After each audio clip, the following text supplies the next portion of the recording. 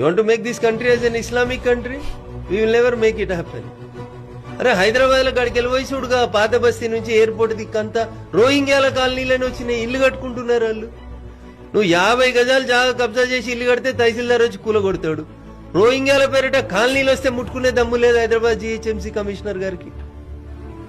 దీన్ని ఎంటర్టైన్ చేయాలా? హైదరాబాద్ లో ఎస్ఐఆర్ జరగొద్దా?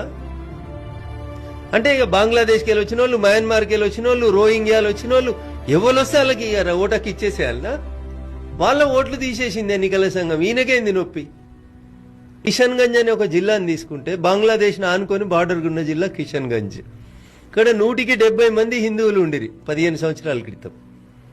ఈ రోజు కిషన్ గంజ్ లో 100కి 70 మంది ముస్లింలు అయినరు, 30 మంది హిందువులు అయినరు. ఎట్లా చేంజ్ అయింది? డెమోగ్రఫీ కాదు ల్యాండ్ జిహాద్ నడుస్తుంది కిషన్ గంజ్ లో. Why the demography of Kishanganj has been changed. ఏడికెళ్ళి పుట్టుకొచ్చిరు? పోని కొత్త ఇంతమంది ఒకటేసారి పుట్టిరా? ఏడికెళ్ళి వచ్చింది? 70% ఉన్న హిందువులు 30% ఎట్లయ్యారు, 30% ఉన్న ముస్లింలు 70% ఎట్లయ్యారు కిషన్ గంజ్ లో?